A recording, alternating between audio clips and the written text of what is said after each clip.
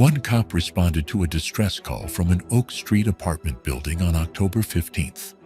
Ethan Reed, 32, a beloved local high school teacher, lay dead in a pool of his own blood, haunting them for years to come. Olivia Rogan, 29-year-old software engineer girlfriend of 2 years, is the main suspect. Deeper into the case, researchers found a startling network of surveillance, manipulation, and growing control that had entrapped Ethan in the months before his murder. Carefully positioned all about his apartment, hidden cameras silently revealed addiction and paranoia. Long before Olivia Rogan met Ethan Reed, she started her road to become the major player in a tragic true crime narrative. Margaret and James Rogan welcomed Olivia into their middle-class Portland suburb in 1993. Those close to the family noticed Olivia's strong desire for validation and attention early on. I thought it was just shyness at first, but as she got older, I noticed how possessive she could be of the few friends she did make, Margaret said in an interview following the arrest of her daughter. If she spent time with other children, Olivia would become sullen and withdrawn. Olivia's adolescent years followed this pattern as well. Later on, Olivia's high school lover, Alex Chen, told detectives about her insatiable need to know his location. She would call or text endlessly when we were not together, he added. If I responded slowly enough, she'd show up wherever she thought I might be. At the time, I thought it was just because she cared so much. Olivia performed brilliantly academically, despite her personal difficulties. Her high school classes valedictorian graduating, then she continued her study of computer technology at Stanford University. Olivia's controlling impulses found a new outlet in the realm of technology. Sarah Jennings, her college roommate, recalled Olivia's obsession with security software and coding. She was brilliant at it, Sarah said, but occasionally it felt like she was using her skills to keep tabs on everyone around her. She'd casually mention things about our classmates that she couldn't possibly have known without some kind of digital snooping. After graduating with honors, Olivia found a fantastic position at a tech startup. Her colleagues said she was focused and exacting, usually spending long hours to hone her coding. Still, her personal life was dotted with turbulent, fleeting romances. Jason Tran, who dated Olivia for 6 months in 2019, said the relationship was suffocating and passionate. She wanted to know everything about my day, my ideas, my plans, he stated. It was taxing when I tried to set limits. She would get hostile or manipulative. Olivia had left a trail of damaged relationships behind her by the time she returned to Ashland in early 2020, accepting a distant post with her firm. Still, those who knew her couldn't have foreseen the sinister path her life would follow upon meeting Ethan Reed. Olivia's turbulent path was very different from Ethan Reed's life. Born in Ashland in 1990, Ethan was the youngest of 3 in a close-knit family. Amanda Reed, his older sister, said of their early years, "Perfect." Ethan was always the peacemaker, the one who could make anyone laugh. We grew up surrounded by nature, spending our summers hiking in the mountains and our winters skiing. Ethan demonstrated early on a love of learning and a natural knack for socializing. Mrs. Elaine Hoffman, his high school English teacher, recalled him warmly. Ethan was patient, kind, and had an infectious enthusiasm for literature. I always thought he would make an outstanding teacher someday. He had a way of highlighting the best in his classmates. Mrs. Hoffman's forecast was correct. Ethan came back to his hometown to teach at Ashland High School after earning an English literature degree from college. Stable, long-term relationships defined Ethan's personal life. Laura Simmons, his college girlfriend, became a close friend long after their friendly separation. Ethan was always quite balanced, she observed. He valued his independence, but was also quite devoted and helpful. We broke up since our career paths were divergent, but there was never any drama. On a beautiful Saturday in May 2020, at a local farmer's market, Olivia Rogan and Ethan Reed tragically crossed paths. Still getting used to Ashland, Olivia had gone out to tour her new surroundings. Ethan, a regular at the market, was gathering fresh vegetables for the following week. Their eyes locked across a display of organic apples. Ethan, always the friendly local, started a discussion about the ideal kinds for baking. Charmed by his laid-back demeanor and friendly grin, Olivia stayed at the stall far longer than she had planned. Their conversations revealed a mutual passion for trekking and excellent literature. Inspired by Olivia's sharp mind and quick thinking, Ethan suggested that they go hiking the next weekend. Olivia agreed enthusiastically as she connected right away. Their first date was a climb to Grizzly Peak with amazing Rogue Valley vistas. Afterwards, Ethan's friend Mark remarked, Ethan returned from that hike feeling euphoric. He couldn't stop talking about how smart and funny Olivia was, and how they talked for hours without a lull in the conversation. Olivia and Ethan's relationship developed quickly over the following several weeks. They spent long evenings discussing books, sharing meals, and exploring the natural beauties of Southern Oregon. They appeared to be an ideal fit for those close by. Still, Olivia's possessive tendency showed itself subtly, even in these early honeymoon days of their marriage. Amanda, Ethan's sister, noticed Olivia was grabbing his attention.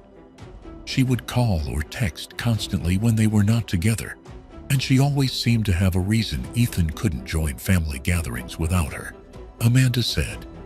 Blinded by the thrill of fresh love, Ethan discounted these early warning signals. Ethan dismissed his friend Mark's worries about the degree of the relationship's intensity. She's just thrilled about us, he remarked.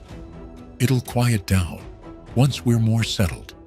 Ethan had no idea that this was only the start of a pattern that would progressively encircle him and gradually cut off from the life he had created and the people most dear to him. Though Ethan never formally asked Olivia to live with him, by fall 2020, Olivia had all but moved into his apartment. From his diet to his free time activities, she started to shape every element of his everyday life. Ethan's friend and co-worker, fellow English teacher Jessica Lawson, noted changes in his behavior at work. He started turning down invitations to enjoyable after-school hours, something he'd always loved before.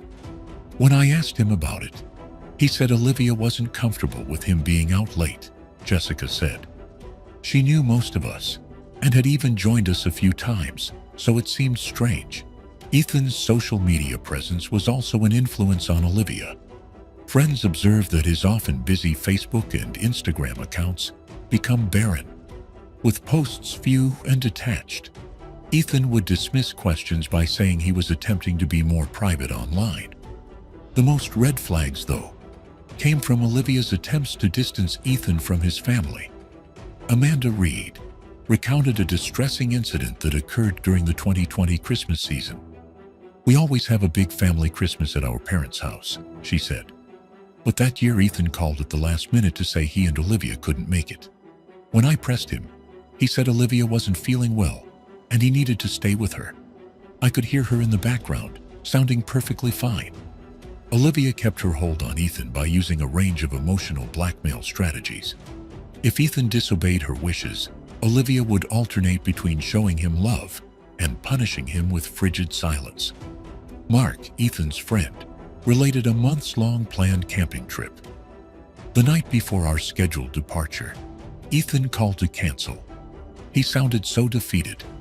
He expressed Olivia's disappointment that he was leaving without her, despite her invitation and subsequent decline. Olivia's behavior grew increasingly irregular as 2021 went on. Though she had no proof to back up her allegations, she started accusing Ethan of adultery. She would show up unannounced at the high school, supposedly to bring Ethan lunch. But co-workers observed how she seemed to be scanning the room, as though searching for indicators of wrong behavior. Miss Rogan came into our classroom during lunch break. Mr. Reed wasn't there, but she stayed anyway, asking us questions about him. It felt really weird and invasive, Ethan's pupil Emma Chen later said. Despite mounting evidence of Olivia's domineering actions, Ethan remained devoted to the relationship. Those close to him observed his growing tension and anxiety, but he would dismiss their worries, usually offering Olivia's actions some justification. His sister Amanda addressed him straightforward in the summer of 2021. She stated, "I told him I was worried that this didn't seem like a healthy relationship. But he just got defensive. He expressed his inability to comprehend Olivia's past, hurts, and her need for additional reassurance. He really believed he could help her overcome her insecurities." Olivia made a decision that would permanently change the course of her relationship with Ethan, and eventually result in its sad end, as her paranoia and demand for control peaked. In late August 2021, while Ethan was away, attending a weekend teaching conference, Olivia went so far as to install covert cameras all around his apartment. For weeks, Olivia's mind has been gathering ideas. Her skill in software engineering made the technical elements of the plan possible, and her mounting doubts about Ethan's loyalty gave her the means to get beyond any moral objections. Olivia painstakingly scheduled the operation, buying little high-definition cameras disguised as commonplace items: a phone charger, a smoke alarm, even a potted plant.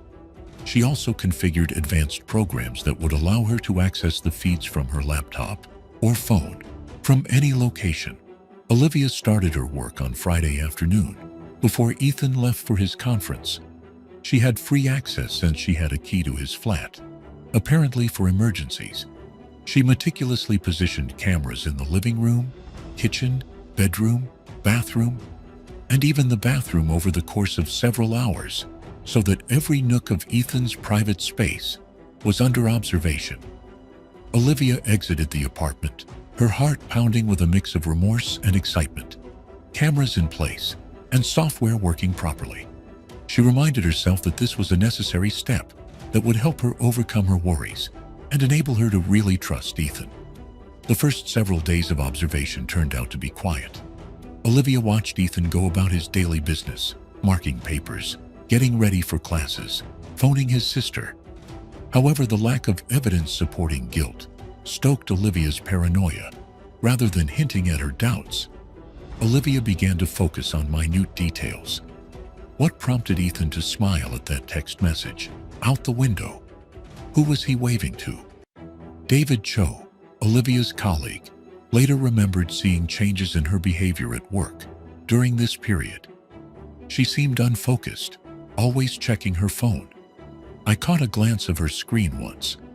It looked like a video feed, but she quickly closed it when she saw me looking." Olivia's fixation on the camera intensified as the days stretched into weeks.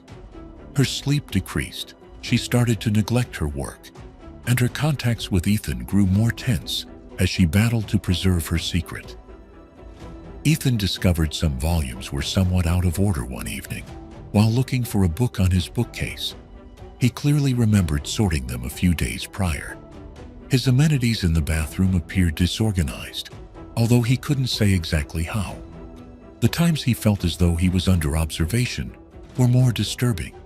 He would be marking papers in the living room and suddenly feel a tickle on the back of his neck, as though someone's eyes were on him.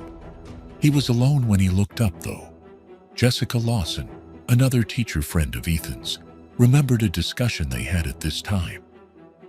"He reported feeling on edge in his own home," she said. "He laughed it off, saying he was probably just stressed about the job, but I could tell it was really bothering him." The way Olivia behaved compounded Ethan's mounting unease. She began to comment on his regular activities she would not have known about. She said once in passing that although she had not visited his flat in days, she enjoyed the new kind of coffee he had purchased. She also inquired about a phone call he had paid his mother even though he was sure he hadn't told her about it. Olivia would swiftly change the topic or offer evasive answers when Ethan would show uncertainty about these mistakes. He must have mentioned the coffee in passing, she would say. Or maybe his mother had told her about the call. Ethan started second-guessing his own memories and impressions as his discomfort mounted. Am I simply acting in paranoia? He asked himself. Is work's tension getting to me? Ethan couldn't get rid of the sense that something was quite wrong, even if he tried to explain the unusual events. He began to pay closer attention to his surroundings, noticing any anomalies in his apartment. He even thought about telling his sister Amanda, but he stopped because he believed his suspicions would seem ridiculous, or that he was exaggerating. One October evening in 2021 was the flashpoint for revelation. Ethan had been marking papers late into the evening, his laptop softly lighting the living area. His elbow knocked a little potted plant off the side table as he stretched, ready to call it night. The pot broke on the wooden floor, leaving ceramic fragments and dirt all over the room. Ethan lowered himself to tidy the mess, and among the trash, he noticed something. A small lens, barely larger than a pencil eraser, glinted in the faint light. With his pulse pounding, Ethan gently pulled the thing out of the ground. It was a tiny camera, deftly hidden near the plant's base. Ethan shivered down his spine at his discovery. He began a frantic search of his home, with trembling hands. Over the next hour, he discovered 5 additional concealed cameras, in the smoke detector, a picture frame, and even the shower head. It was paralyzing to realize his most intimate times had been under observation. As Ethan worked through the ramifications, his head spun. Olivia's odd remarks, her keen awareness of his daily routines, and her sense of surveillance all suddenly made terrible sense. The lady he had trusted and loved had most intimately violated his right to privacy. Ethan dazedly contacted the one person he knew he could trust implicitly, his sister Amanda. It was past midnight, but she responded on the second ring, instantly alert at the sound of suffering in her brother's voice. Her voice was filled with concern as she asked, "Ethan, what's wrong?" Ethan communicated his discoveries through a voice strangled with passion. Amanda listened in stunned silence, her first incredulity shifting rapidly to rage on her brother's behalf. Amanda's protective instincts took hold as Ethan's narrative developed. She said, "You have to leave there. Pack a bag and come to my house. We will sort this out together." Ethan, however, was divided. Part of him wanted to go right to Olivia and demand explanations and answers. Another part of him was simply numb with betrayal, trying to reconcile the woman he believed he knew with someone capable of such a clear invasion of privacy. Ultimately, Amanda's consistent voice served as his compass for future behavior. "Document everything," she suggested. "Take pictures of the cameras and save any recordings you come across. We'll visit the police first thing in the morning." Ethan sat on his couch, surrounded by the dismantled parts of Olivia's surveillance system, as the first light of dawn came over Ashland. His phone buzzed with Olivia's "Good morning, sweetheart" text. "Get some beneficial sleep." Ethan recognized the irony of her faked normalcy. He took a deep breath and sent a reply that would initiate the final poignant act of their relationship. "We need to have a discussion. Visit as soon as it is most convenient." Ethan's apartment had obvious tension when Olivia showed up later that morning. She came in smiling as usual, leaned in for a kiss, but stopped when she saw Ethan's grimace and the array of broken cameras on the coffee table. For a minute, silence lingered weighty in the air. Olivia's face then crumbled, tears flooding her eyes. "Ethan, I can explain," she said with a faltering voice. But Ethan cut her off with his quiet, under-control voice. He talked about the broken dignity of privacy and confidence. Olivia seemed to shrink with every statement, her typical confidence fading in light of her revealed dishonesty. When Ethan at last stopped talking, Olivia started a frantic defense of her behavior. She talked of her ingrained fears, her anxiety about losing him, and her belief that she could at last unwind into their connection if she could just prove to herself that he was faithful. Ethan stayed motionless while her words came out in a rush, begging and explanatory. He said decisively, "I can't be with someone who would do this. We're done, Olivia. I want you to walk out." Olivia adjusted her attitude right away. A stern, chilly glance replaced her tears. She snipped, "You can't do this to me. We are perfect together. You are overreacting." Olivia's pleas turned into threats as Ethan remained steadfast in his resolve. She talked about damaging his career and notifying colleagues and students about embarrassing events she had filmed. She used emotional manipulation, threatening self-harm should he leave her. When these threats failed to affect him, Ethan stayed determined all through it. His heart bled at the sight of Olivia's anguish, but he knew with clarity, surprisingly, that there was no returning from this betrayal. At last, realizing her comments had no effect, Olivia rushed out of the flat, slamming the door behind her. Emotionally tired, Ethan dropped onto the couch. He believed that the worst had passed. He didn't know Olivia's desperation was about to veer considerably more dangerously. The events of October 15th, 2021, would live in the memories of Ashland's people forever. The day started like every other, devoid of any hint of the catastrophe that would strike. Emotionally exhausted from the encounter with Olivia, Ethan had missed work. Talking with his sister Amanda early in the morning, he made preparations to reveal hidden cameras to authorities. He chose to go for a stroll to help him relax as dusk fell, leaving his phone behind to prevent any urgent texts from Olivia. Olivia made her last fateful visit back to Ethan's flat during her absence. Later on, neighbors would say they saw her enter the building, her face set in a mask of will. With a concoction of fury, desperation, and a warped sense of righteous indignation racing through her mind, she used her key to let herself in. Ethan discovered Olivia waiting for him in the dark living room when he got home about 7 p.m. He felt a shock of anxiety when he saw her there, unwelcome and unplanned. With a doubtful tone, he questioned, "Olivia, what are you doing here?" Olivia's response was icy in its silence. "We're going to write this, Ethan," she said. "You will realize that we belong together."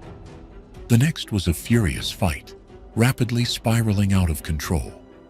Olivia stammered between demanding another opportunity and launching sharp charges. Ethan, his tolerance worn thin, insisted she go right away. At that point, Olivia's delicate control broke. She displayed a kitchen knife she had grabbed from Ethan's own drawer, shocking even those who knew of her compulsive habits. The next several minutes were a haze of horror and violence. Startled by the rapid escalation, Ethan tried to reason with Olivia, even as he moved away from the sword. But Olivia, beyond reason's grasp, shot forward. Ethan's previous high school wrestling training proved useful in the ensuing battle. He worked with Olivia to attempt to disarm her without hurting her. But in her frenzy, Olivia's strength appeared superhuman. Later reports from neighbors would indicate hearing yells and glass smashing. One called 911 about the disturbance, but aid arrived too late. The terrible drama had already played out to its gloomy end by the time police burst down Ethan's flat door. Ethan was on the floor, his body marked with several stab wounds, the life already disappearing from his eyes. Olivia sat next to him, the bloody knife still in her hand, her eyes blank as she considered what she had done. Olivia provided no resistance when the cops arrested her, while paramedics hurried in, desperately trying to save Ethan's life. "He was supposed to love me forever," she said, repeated endlessly like a chant. The investigation quickly revealed the full scope of Olivia's monitoring operation and months of intrusive surveillance under Detective Sarah Nguyen of the Ashland Police Department. Along with tangible evidence from the crime scene and witness accounts, this digital trail presented a terrible picture of obsession and planned brutality. Ethan's friends and family were deeply sad. Specifically, his sister Amanda battled guilt. "I knew something was wrong," she stated in a teary interview. "I ought to have pushed harder, done more to get him away from her." More information about Olivia's problematic past surfaced as the inquiry developed. Former friends and colleagues came forward with tales of her emotional manipulation and dominating behavior. Shell-shocked by their daughter's behavior, her parents could only offer teary apologies to Ethan's family. Walking the jurors through Olivia's increasing obsession, the district attorney offered a meticulous argument. The recovered surveillance tape played a crucial role, revealing a striking violation of Ethan's privacy. The defense did not challenge the case's fundamental facts. Instead, they focused on Olivia's mental health and included expert witnesses to testify about her borderline personality disorder and past attachment problems.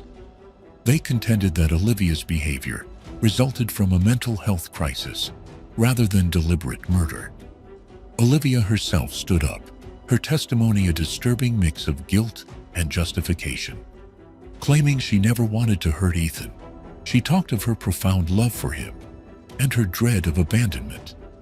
Many in the courtroom were unsettled by her seeming lack of full awareness of the weight of her acts.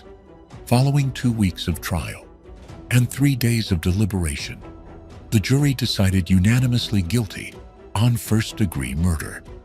The judge harshly condemned Olivia's behavior at the sentencing hearing, then sentenced her to life in jail without any chance of parole.